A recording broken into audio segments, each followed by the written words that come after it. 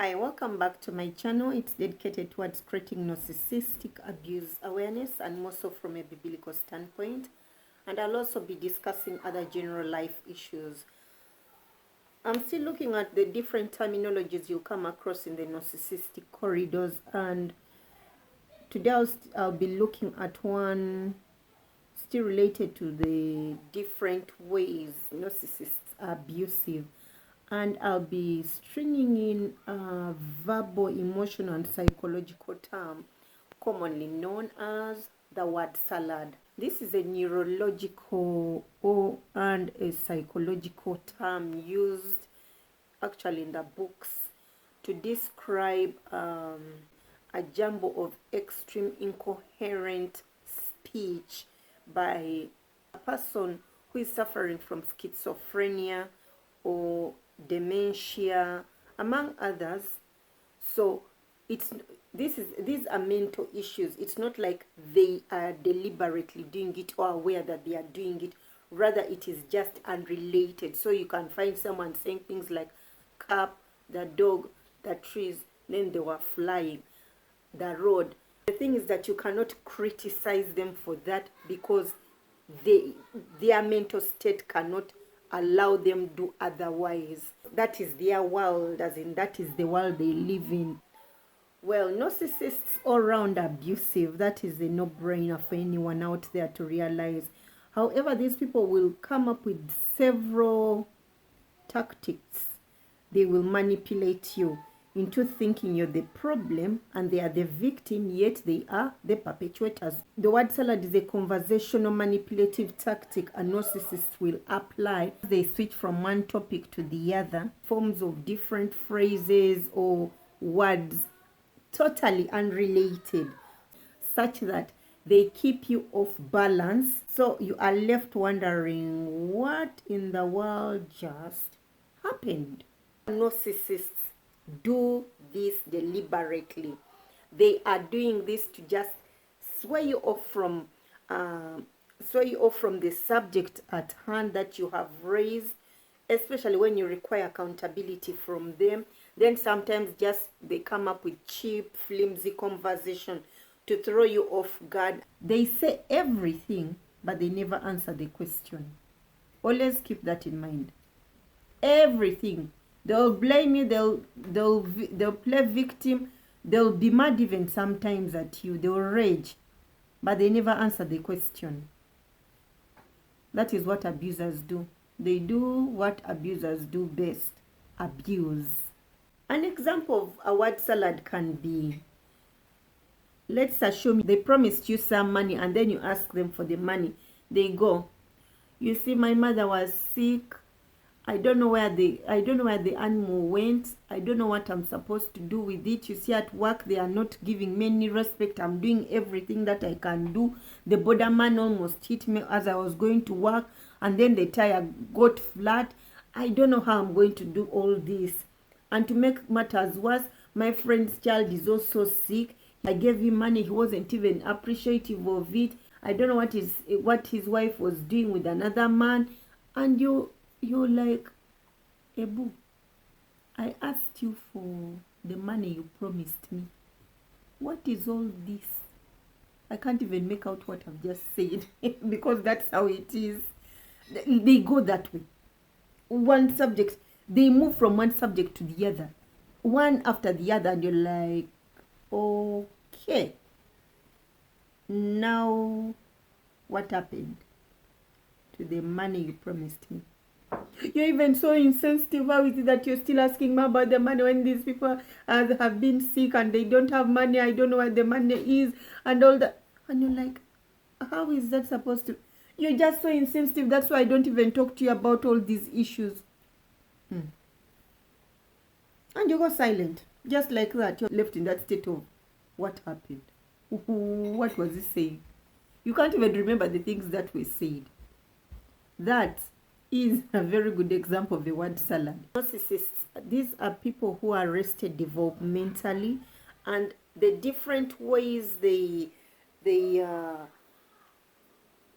counter anything that is going to threaten their grandiose image by blame shifting, deflection, name calling, victim, playing victim. They always pull out the victim card. They are good at being abusive and then playing victim after. They gaslight you about a situation, and then after that they start claiming you're falsely accusing them for the very actions they have carried out. So you're left wondering, is it me okay? Did they do it? Because they're so confident when they are speaking about all this. It may appear like you made it up yourself. But you're like, how in the world did I make up such a narrative well entwined with so much facts that I believe it? And yet it happens only with them, not any other person. So these are some of the things that you need to be aware of when you're dealing with such abusive, manipulative people. The Bible clearly tells us to be sober-minded at all times. The fact that you're dealing with these baby adults who are arrested developmentally, you are going to find that no matter how much intellectually they can have a conversation with you, emotionally they are stunted. And what drives any human being is the emotional state. How old someone is emotionally is the actual being of the person. We always talk of the self or the ego. Narcissists are developmentally arrested, so it means it's the ego that is playing a master in them. 1 Peter 5:8 says, be sober-minded, be watchful. Your adversary prowls around like a roaring lion, seeking someone to devour. The fact that this person who is trying to create confusion in you, and to leave you confused, means these people are not godly.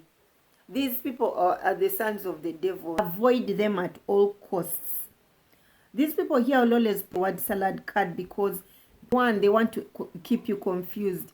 A confused mind is easy to control because they cannot think for themselves. They must rely on others for decisions to be made at whatever time. So you're going to find that you start relying more on the abuser who is creating this commotion in your life. Two, to exhaust you. The mere fact that you'll be left wondering, what in the world happened? Is this person speaking this way? Why are they jumbled up in their speech? I need to understand them. Maybe they are exhausted. You try to piece together all the different wordings they have created and you cannot make sense of it. As you're going through this entire episode of processing the information, you're exhausting your brain. So this in turn leaves you basically exhausted. Let's say you've spent the entire night having this word salad. You get to office, you're not able to bring your A game to the table at work. All because you are coming back, you're coming from home every day exhausted. They'll garner sympathy from you after being abusive. And before you know it, they are playing victim on you. What they will do, let's say they didn't come home from work and you're worried all night, you've called them, they don't show up. Maybe they come back in the evening, and when you inquire what happened, they start telling you how they were feeling sick, the boss wanted work to be done, there was a deadline, then the car broke down, and then they are exhausted. If you're understanding, they wouldn't be going through all this, and you're wondering, how am I related to this mix of yours? As you're still wondering what is happening, down and cry. You go and start consoling the person you've forgotten the main issue at hand, which was, where did they spend the night? And so you drop the subject. 4, these people here always are evasive. They deflect from being accountable. They did something wrong, you ask them, and the best way to avoid answering that question is a word salad. And they haven't answered your question, but they have all gone round. They've been all over the map. They leave you hanging. The entire period they are talking to you, not talking with you. In the end, you give up because they keep digressing from the issue at hand. You bring up this, they digress. They bring in a lot of maneuvers whereby you're just like, you know what, chill, just leave. Another reason to bait you into having a negative reaction. This is usually under reactive abuse. Look up my video on reactive abuse. They bait you on it So when you react, you appear crazy. And if there happen to be people around you, the person will play innocent. How do you expect me to say all those things? It's like someone is crazy. How do you expect me to say those crazy things? They don't make any sense. And people, because abusers are selective on whom they abuse, people within their families, their spouses and children are the ones usually abused, while the people on the outside are not. These people are angelic. They're angelic to these people outside. So you people have two different pictures of this person, but the people at home know the person who is angel in public and abusive at home. They know the two faces of this person. Remember, these people already triangulating it. They're already talking bad about you. They are smear campaigning you outside. So these people on the outside, it confirms to them that actually you have a mental issue. You appear crazy. You have a certain degree of craziness in you. In public, these people are charming. They are so articulate in their speech. So when you're talking of them being incoherent in their speech, the people around them are going to question you, like, and besides that, he had even already, or he or she had already warned us about you. So in the end, you appear the crazy one and the unstable one, confirming what they have been saying about you out there. James 3:16 says that for where jealousy and selfish ambition exist, there will be disorder and every vile practice. People get this. Abusers are not godly people. They are ungodly in every situation, in every way you can imagine. By the time they are coming up with all these destructive ways towards their victims, these people, it's all about control. The God in them who wants to master their victims is the devil. It is not God Almighty. God has given us He has given us a free will. We are not autonomous 3D cells. We are meant to make decisions on our own. He wants us to thrive. He wants us to progress in everything we are doing. These people hate that. They hate that. They want to suck the energy out of you such that they are in control of you. A king cannot reign in a kingdom without subjects. Narcissists must have people they can control. This will take me to the next subject of they need to manipulate people because that is their nature. The nature of a narcissist dictates that they must have subjects. They must have people they can control. The pawns, whoever is around the narcissist is a pawn on their chessboard. You're not a bishop, you're not anything, you're just a pawn. They can use you to their desires. They'll always pick people whom they can control. Where control is, it means there is life for them. That is their domain. They need to manipulate in order to acquire supply. I'm piggybacking off number 6. These people here breathe, live, eat narcissistic supply. Narcissistic supply is simply the emotional energy you give off, whether positive or negative, to them. Emotions are energy in motion. These people are after that energy. They are energy vampires. Once they have drained you of that energy, they will leave you and go for the next victim. They are not there to pick up the pieces. They will leave you picking up the pieces and they'll move on like life never happened with you. All because they got the energy they needed from you. And they are now going to play victim by saying they dumped you or they left you lifeless because you were always useless, you were nothing. That's how you drained them. You try to drain them. You can see how they are abusive. Then on the outside, they turn around and claim you're the one who has been abusive, and that's why they have left you. These people are manipulative at their core. Whoever is manipulative is demonic in nature because what makes them thrive in that area is lies. The invisible string in these people is lies. And the father of all liars is the devil. John 8:44 tells us that you are left in a state of imbalance, just like them, except that they keep masking it.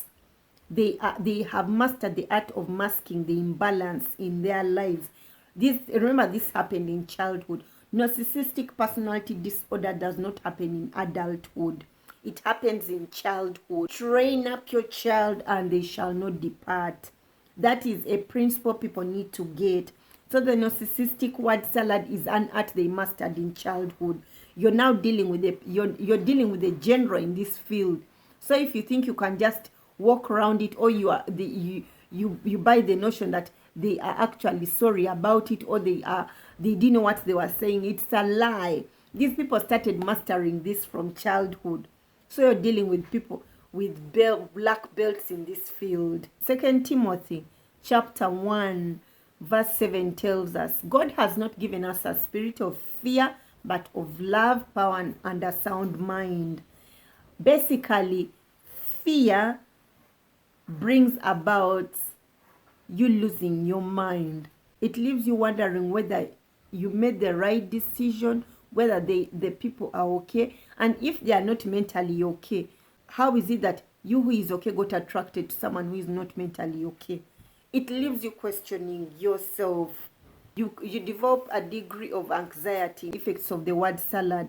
1, this leaves you confused, frustrated, angry, exhausted, nail biting, hair pulling, literally confirming you're crazy to the other people who are unaware of this subtle abuse happening behind closed doors. Health-wise, this will leave you stressed out. It will leave you depressed. It will leave you anxious. It will leave you walking on eggshells because you're trying to make out who this person is, what happened, how did it get to that. You just never know what happened. Like, it doesn't make sense. How did they go off when you're trying to ask something? Why did they go in circles and yet even didn't answer the question? It does not give you closure in any conversation because the person is always deflecting from the subject. And by so deflecting, you are never given an emotional ear to air out what is concerning you, what is hurting you. In the end, you start bottling up every pain and every hurt. Remember, this is traumatic on its own, but the trauma is in itself is that it is going to stay there. You are always going to wonder what happened. Start blaming yourself, thinking you were the problem, and yet you weren't. You cannot air out any issues that are painful or hurtful that are happening to you being caused by this abuser, all because you know you are going to go in circles. So emotionally, you see how they start stifling your voice, and in the end, your spirit also takes course. They want your spirit. They want to suck the energy out of you, and that way you lose your voice also. You stop discussing about what is hurting you. This is one of the ways they groom you into being silent about the abuse they are taking you through. Other thing you'll also find is that you may get into unhealthy coping habits. This is very common and people don't realize it. Someone will start drinking. Basically, they get into substance abuse. They may start gaming. They start what may appear a short-term activity to bring about relaxation and pleasure. It becomes an addiction, and many times people start blaming the person who has gotten now addicted to be the problem.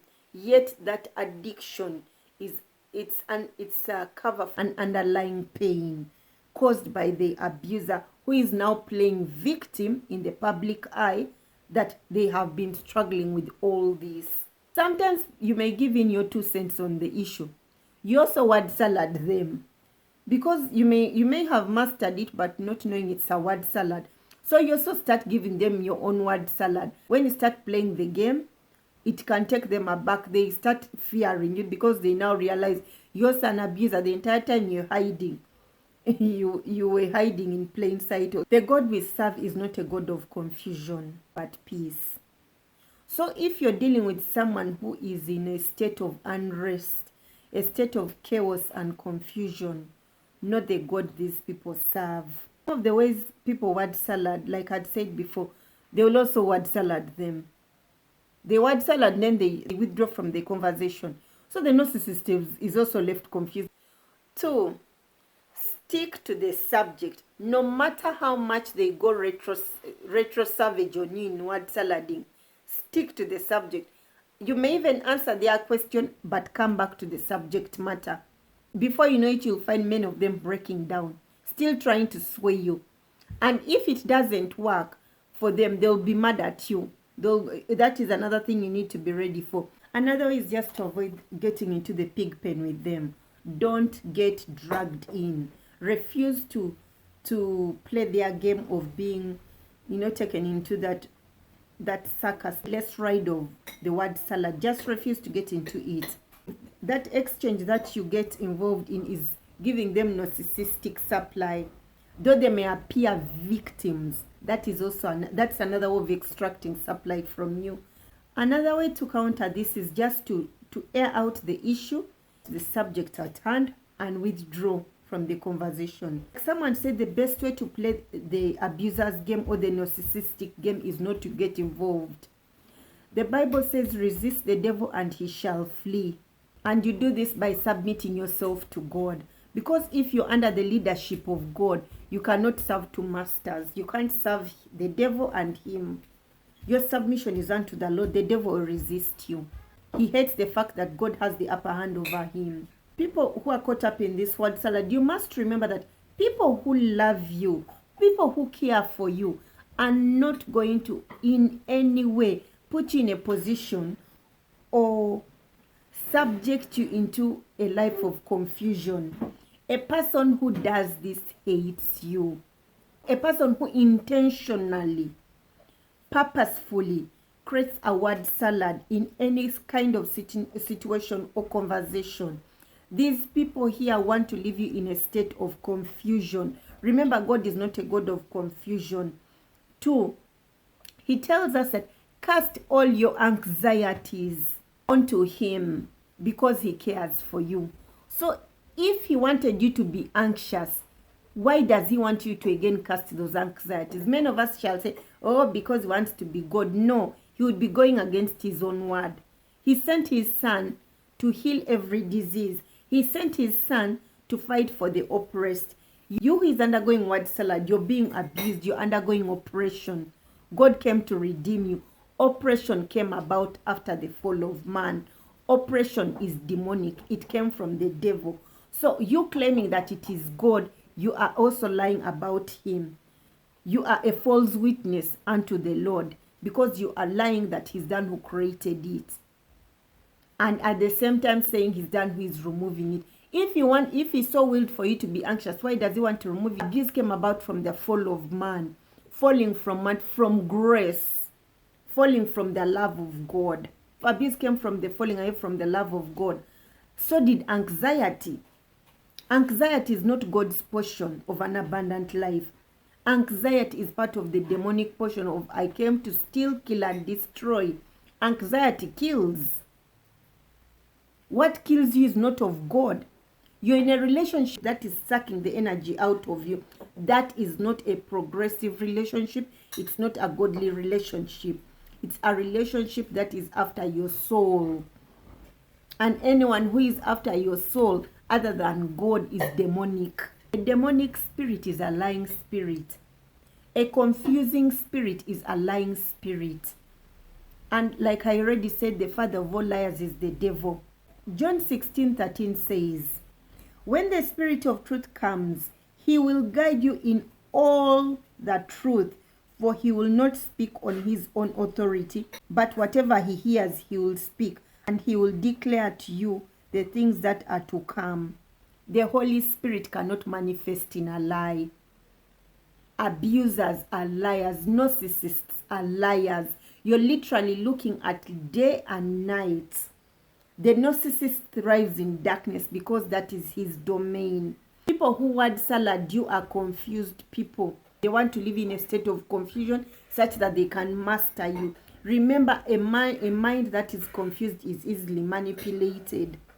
Holy Spirit filled people are going to speak the truth because that is their nature. People who lie, that is their nature. They lie, they are manipulative, they come up with all sorts of manipulative tactics to keep you in bondage. Their God is the devil, and the devil is deceitful.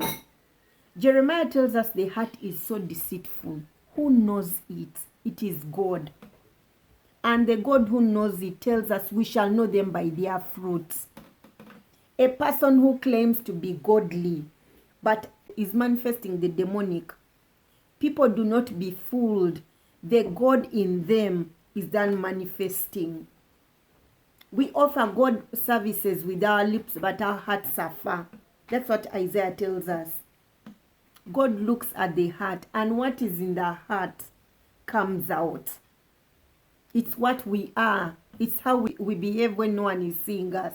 If the way you behave in private is different from the way you behave in public, you are manipulative. God says, if you love me, you will keep my commands. John 14:15 tells us that. If your words don't align with your actions, you are being manipulative. So I encourage you, the word salad these people make, do not be deceived. They know what they are doing. Thank you so much for watching. Blessings.